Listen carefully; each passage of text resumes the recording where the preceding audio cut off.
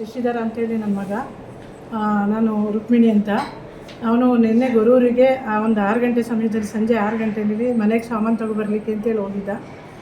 ಸಾಮಾನು ತಗೊಂಡು ವಾಪಸ್ ಬರುವಾಗ ಗೊರೂರಿಂದ ಕಾರ್ಲಿಗೆ ವಾಪಸ್ ಬರೋದು ಮಧ್ಯ ರೋಡಲ್ಲಿ ಉಡುವರೆ ಅಂತ ಒಂದು ಊರಿದೆ. ಆ ಊರಿನಲ್ಲಿ ಒಂದು ನಿರ್ಜನ ಪ್ರದೇಶ ಅಂತ ಹೇಳ್ಬೋದು ಅದನ್ನು. ಅಲ್ಲಿ ಯಾರೂ ಮನೆಗಳಿಲ್ಲ, ಜನ ಯಾರು ಓಡಾಡ್ತಾ ಇರ್ತಾರೆ ಸ್ವಲ್ಪ ಅಷ್ಟೇ.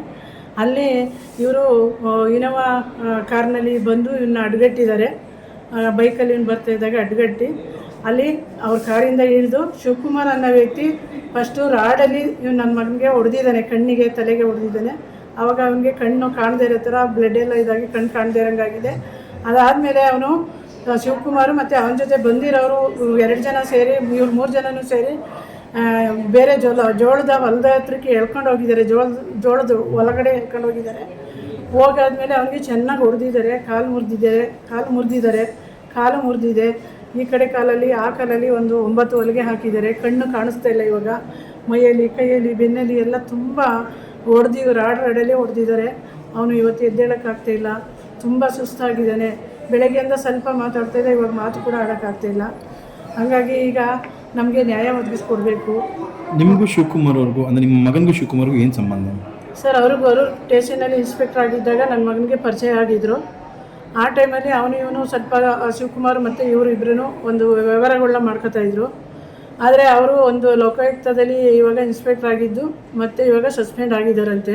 ಇದೇ ಥರ ಒಂದು ಬೇರೆ ಪ್ರಕರಣದಲ್ಲಿ ಅವರು ಅಫೆನ್ಸ್ ಆಗಿ ಈ ಥರ ಒಂದು ಸಸ್ಪೆಂಡ್ ಆಗಿದ್ದಾರೆ.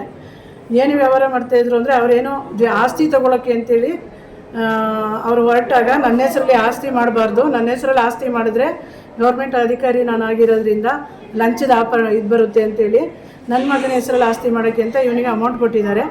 ಆಸ್ತಿ ನಿನ್ನ ಹೆಸರಿಗೆ ಮಾಡ್ತೀನಿ, ಆಗ ನನಗೆ ಗ್ಯಾರಂಟಿಯಾಗಿ ಚೆಕ್ ಕೊಡು ಅಂತ ಹೇಳ್ಬಿಟ್ಟು ಅವನ ಹತ್ರ ಚೆಕ್ಕನ್ನ ಇಸ್ಕೊಂಡಿದ್ದಾರೆ. ಆ ಚೆಕ್ಕನ್ನ ಇವಾಗ ಏನು ಮಾಡಿದ್ದಾರೆ, ಆ ಆಸ್ತಿ ತೊಗೊಳ್ಳಿಲ್ಲ ಅವರು. ಸ್ವಲ್ಪ ದಿನ ಅಡ್ವಾನ್ಸ್ ಕೊಟ್ಟು ಇದು ಮಾಡೋ ಟೈಮಲ್ಲಿ ನಮಗೆ ವಾಪಸ್ ಹಣ ಕೊಡು ಅಂದ್ಬಿಟ್ಟು ಹಣನ ವಾಪಸ್ ಇಸ್ಕೊಂಡಿದ್ದಾರೆ. 20 ಲಕ್ಷ ಹಣನ ವಾಪಸ್ ಇಸ್ಕೊಂಡಿದ್ದಾರೆ. ಒಂದು XUV 500, ಒಂದು ಕಾರನ್ನು ಕೂಡ ನನ್ನ ಮಗನ ಸೊಸೆ ಹೆಸರಲ್ಲಿ ಇದ್ದಿದ್ದನ್ನು ವಾಪಸ್ ಇಸ್ಕೊಂಡಿದ್ದಾರೆ. ಅಷ್ಟನ್ನೆಲ್ಲ ಇಸ್ಕೊಂಡು ಇವಾಗ ಇವನ ಹತ್ರ ಚೆಕ್ ತೊಗೊಂಡಿದ್ರಲ್ಲ, ಆ ಚೆಕ್ಕನ್ನು ಅವರು ಕೋರ್ಟಿಗೆ ಹಾಕ್ಕೊಂಡಿದ್ದಾರೆ. ಅವ್ರ ಹೆಸರಲ್ಲಿ ಮತ್ತು ಬೇರೆಯವ್ರ ಹೆಸರಲ್ಲೂ ಕೋರ್ಟಲ್ಲಿ ಹಾಕಿದ್ದಾರೆ. ಕೋರ್ಟಲ್ಲಿ ಹಾಕಿದಾಗ ನಮ್ಮ ಮಗ ಡಿಸೆಂಬರ್ 31ನೇ ತಾರೀಕು 2 ದಿನವೂ ಕೋರ್ಟಿತ್ತು. ಅವನು ಹೋಗಿ ಅಲ್ಲಿ ಬೇಲ್ ತೊಗೊಂಡು ಟೈಮ್ ತೊಗೊಂಡು ಬಂದಿದ್ದಾನೆ. ಆದಮೇಲೆ ನೀನು ಮತ್ತೆ ಕೋರ್ಟಿಗೆ ಹೋಗಿ ಬೇಲ್ ತೊಗೊಂಡಿದ್ದೀಯಾ, ನನಗೆ ಈಗ ಹಣ ಈಗಲೇ ಬೇಕು, ನಿತ್ಯಜೆಗೆ ಈಗಲೇ ಬೇಕು ಅಂತ ಹೇಳ್ಬಿಟ್ಟು ಕೊಡು ಅಂತೇಳಿ ಅವ್ನಿಗೆ ಪೋಸ್ಟ್ ಮಾಡಿದ್ದಾರೆ.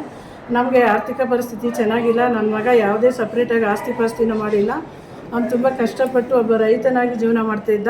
ಅಂಥವನ್ನ ದುರುಪಯೋಗ ಪಡಿಸ್ಕೊಂಡು ಇವರು ಒಬ್ಬ ಅಧಿಕಾರಿಯಾಗಿದ್ದಾಗಲೇ ಅವನ ಹೆಸರಲ್ಲಿ ಆಸ್ತಿನ ತೆಗಿಯೋಕ್ಕೆ ಅಂತ ಹೇಳ್ಬಿಟ್ಟು ಅವನ್ನ ಈ ಥರ ದುರುಪಯೋಗ ಪಡಿಸ್ಕೊಂಡಿದ್ದಾರೆ. ಈಗ ಅವನ್ನ ಬೇರೆ ಥರ ಬ್ಲ್ಯಾಕ್ ಮೇಲ್ ಮಾಡಿ ಎಲ್ಲ ಅವನ ಹತ್ರ ಚೆಕ್ಗಳನ್ನ ತಗೊಳ್ಳೋದು ಮತ್ತು ಅವನಿಗೆ ಬೇರೆ ಎಲ್ಲ ಮಾಡೋದು ಆ ಥರ ಮಾಡಿದ್ದಾರೆ. ಅವರು ಒಂದು ಕಾನೂನನ್ನ ರಕ್ಷಣೆ ಮಾಡಬೇಕಾಗಿದ್ದಂಥವ್ರೇ ಇವತ್ತು ಈ ಥರ ಒಂದು ರೌಡಿ ಥರ ಹಲ್ಲೆ ಮಾಡ್ತಾಯಿದ್ದಾರೆ. ಒಂದು ಕೊಲೆ ಮಾಡೋ ಅಂಥ ಒಂದು ಇದಕ್ಕೆ ಬಂದಿದ್ದಾರೆ. ಕೊಲೆ ಮಾಡ್ತೀನಿ ಅಂತಲೇ ಬಂದಿದ್ದಾರೆ. ಕೊಲೆ ಮಾಡೋಕ್ಕೆ ಅಂತಲೇ ಬಂದು ಇವನು ಪ್ರಜ್ಞೆ ತಪ್ಪಿ ಬಿದ್ದ ಮೇಲೆ ಇವನು ಸತ್ತೋಗಿದ್ದಾನೆ ನಡಿ ಅಂತೇಳಿ ಅವ್ರು ಬಿಟ್ಟೋಗಿದ್ದಾರೆ. ಆಮೇಲೆ ಇವನು ಸ್ವಲ್ಪ ಹೊತ್ತಾದಮೇಲೆ ಜ್ಞಾನ ಬಂದಮೇಲೆ ಕೂತ್ಕೊಂಡಿದ್ದಾರೆ ಶಶಿಧರು. ಕೂತ್ಕೊಂಡಾದಮೇಲೆ ಅಕ್ಕಪಕ್ಕ ಅಲ್ಲಿ ಸ್ಥಳೀಕರಿದ್ದವರು ಓಡಿ ಬಂದು ಇಲ್ಲೆಲ್ಲ ಚಿಲ್ಲೆಪಿಲ್ಲೆ ಆಗಿತ್ತು, ಗಾಡಿ ಮನೆ ವಸ್ತುಗಳು ಅದೆಲ್ಲದೂ ಏನಿದು ಅಂತೇಳಿ ಬಂದು ನೋಡಿದಾಗ ಅವರು ಗೊರೂರು ಪೊಲೀಸ್ ಸ್ಟೇಷನ್ಗೆ ಫೋನ್ ಮಾಡಿ ಆಂಬ್ಯುಲೆನ್ಸನ್ನ ಕರೆಸಿ ಹಾಸನ ಗೌರ್ಮೆಂಟ್ ಹಾಸ್ಪಿಟ್ಲಿಗೆ ಅಡ್ಮಿಟ್ ಮಾಡಿದರು. ಆಮೇಲೆ ನಾವೆಲ್ಲ ಬಂದು ಇವತ್ತು ಈಗ ಅವನಿಗೆ ಏನು ಟ್ರೀಟ್ಮೆಂಟ್ ಅದೆಲ್ಲ ನೋಡ್ತಿದ್ದೀವಿ. ಈಗ ಅವನ ಸ್ಥಿತಿ ಹೆಂಗಿದೆ ಅಂದರೆ ತುಂಬ ಗಂಭೀರವಾಗಿದೆ. ಅವನಿಗೆ ಕಾಲು ಮುರಿದಿದೆ ಮತ್ತು ಆ ಕಡೆ ಕಾಲು ಫ್ರ್ಯಾಕ್ಚರ್ ಆಗಿದೆ. ಕಣ್ಣು ಕಾಣಿಸ್ತಾ ಇಲ್ಲ. ಮೈ ಕೈಯಲ್ಲೆಲ್ಲ ಎಲ್ಲ ಕಡೆ ಗಾಯಗಳಾಗಿದ್ದಾವೆ. ನಮ್ಮ ಜೀವನಕ್ಕೆ ಆಧಾರವಾಗಿದ್ದಂಥ ಒಬ್ಬ ಮಗ ಅವನಿಗೆ 2 ಮಕ್ಕಳಿದ್ದಾರೆ, ಚಿಕ್ಕ ಮಕ್ಕಳು, ಹೆಂಡತಿ ಇದ್ದಾಳೆ, ನಾನಿದ್ದೀನಿ. ನಮ್ಮನ್ನೆಲ್ಲ ಅವನು ಒಂದು ಒಬ್ಬ ರೈತ ಆಗಿ ದುಡಿದು ಸಾಕ್ತಾಯಿದ್ದ. ಇವತ್ತು ನಮಗೆ ಜೀವನ ಮಾಡಲಿಕ್ಕೂ ಕೂಡ ಕಷ್ಟ ಆಗಿದೆ. ಯಾಕೆಂದರೆ ದುಡಿತಾ ಇದ್ದಿದ್ದಂಥ ಮಗನೇ ಇವತ್ತು ಕಾಲು ಮುರ್ಕೊಂಡು ಇವತ್ತಿದ್ದಾನೆ. ಇವತ್ತು ನಾವು ಹಾಸ್ಪಿಟ್ಲಿಗೂ ಖರ್ಚು ಮಾಡಬೇಕು ಮತ್ತು ನಮಗೆ ಜೀವನ ಮುಂದಿನ ಆಧಾರಕ್ಕೆ ತುಂಬ ಕಷ್ಟ ಆಗುತ್ತೆ. ಶಿವಕುಮಾರ್ ಒಬ್ಬ ಅಧಿಕಾರಿಯಾಗಿ ಈ ಥರ ಒಂದು ಅಧಿಕಾರನ ದುರುಪಯೋಗ ಪಡಿಸ್ಕೊಂಡು ಈ ಥರ ಒಂದು ಹಲ್ಲೆ ಮಾಡಿದ್ದಾರೆ. ಅವರಿಗೆ ಸರಿಯಾದ ಒಂದು ಶಿಕ್ಷೆ ಕೊಡಿಸಿ ನಮಗೆ ಒಂದು ನ್ಯಾಯ ಒದಗಿಸ್ಕೊಡ್ಬೇಕು, ನಮಗೆ ರಕ್ಷಣೆ ಕೊಡಬೇಕು.